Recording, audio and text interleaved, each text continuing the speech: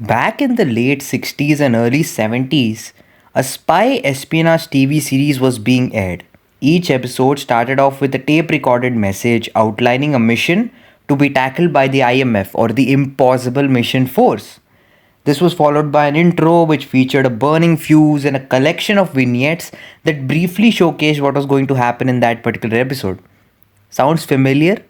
Of course it is. The big budget action franchise Mission Impossible actually originated from a TV show which is also called Mission Impossible. With the seventh installment stated to release mid July, I made it my mission to review all six Mission Impossible films starting from 1996's.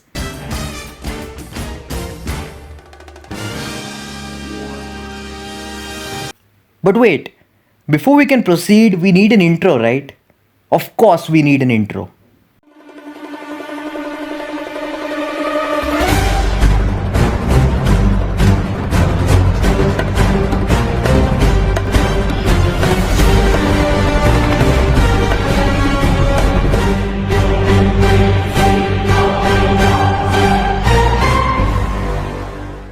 The film opens with a scene in Kiev that is extremely suspenseful and intriguing. You have no clue what is happening, as all you can see is a guy observing a monitor, and on that monitor, we see two men, of which the mustached figure is supposedly questioning the other. We also see a glimpse of a woman in the background lying on the bed with bloodstains on them.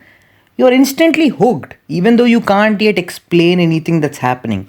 Eventually, of course, we get to know that the man with the mustache was in fact Ethan Hunt with the help of an iconic mask reveal, and that the entire room and atmosphere was simply set up to deceive and extract information. Not only is the opening very unpredictable, especially when you're watching it for the first time, but it also sets the tone for the rest of the film. You see, the first Mission Impossible film isn't particularly an action film. It's a spy espionage thriller filled with tension and brooding atmosphere. Following the excellent opening sequence is an intro that is my favorite Mission Impossible intro. It's so well edited and totally iconic. I genuinely love the fact that within just the first 6 minutes, you have all of the iconic elements of the franchise right in place. The mask reveals, the deception, the fuse intro where the iconic theme plays in the background, the phrase, Mission, Jim, should you choose to accept it. and of course, the self destructive messages.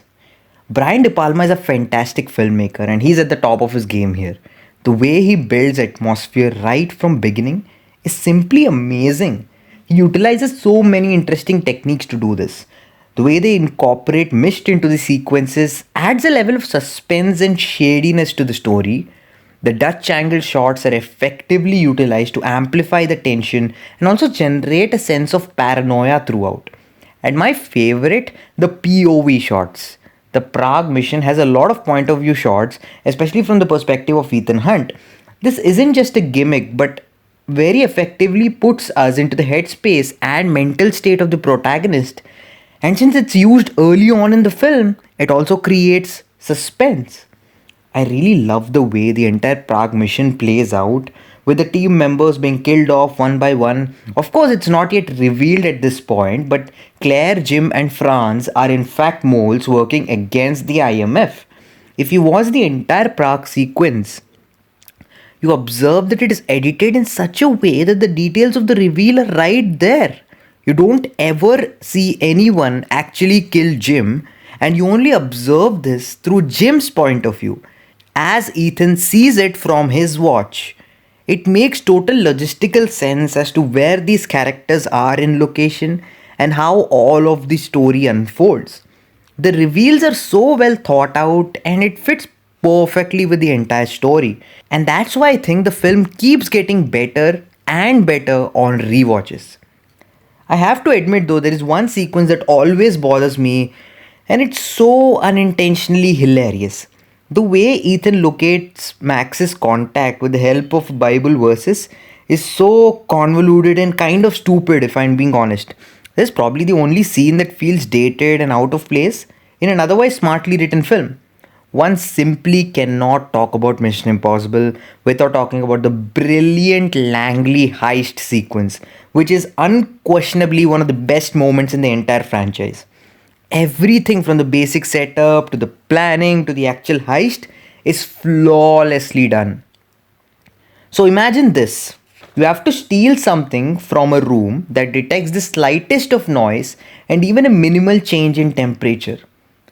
Adding to all of that, the vent above the room is guarded with lasers. Seems impossible, isn't it?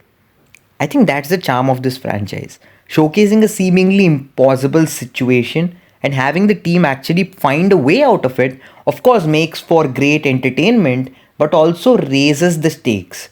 I adore the silence that sets in once Tom Cruise descends down on a wire. It makes you feel like you are in the room, and every time I watch it, I feel the anxiety and the tension. Every single time. It's undoubtedly one of the best heist sequences of all time. If there is one thing that I wish the subsequent films explored a little bit better, is Ethan's family and his past. In the restaurant sequence, Kittredge mentions Ethan's parents, and even later on, his family is held as leverage by the IMF to bring in Ethan Hunt. I would have loved to see this aspect explored more and maybe even flesh out his origin story a little bit more. Regardless, Ethan is still a great character and one that is likable and you can actually root for. I genuinely love the writing here, and much of it demands the audience's attention. Every line of dialogue is important, and the story is very well constructed. Another of my favorite sequences in the film is the exchange between Ethan and Jim right before the third act. Ethan figures out that Jim was in fact the mole, a scene earlier, by looking at the hotel stamp on the Bible and recalling that Jim was actually stationed at the same hotel before the Prague mission. But Jim doesn't know that Ethan knows. This sets the stage for an exchange or a conversation where Jim is trying to convince Ethan that the mole is in fact Kittredge, and Ethan is playing along, at the same time realizing how Jim might have actually pulled it off. The conversation is interwoven with glimpses of what actually happened in Prague, and it is so well put together. All of this, of course, leads us to the exciting third act, featuring the genius mask reveal of Ethan disguised as Jim and the iconic train action sequence. There is some usage of CGI and it can feel a little bit dated in certain aspects, but the entire train action is undeniably fun and thrilling. All of it culminates with probably my favorite line of dialogue in the film, where Ethan shouts, "Red light!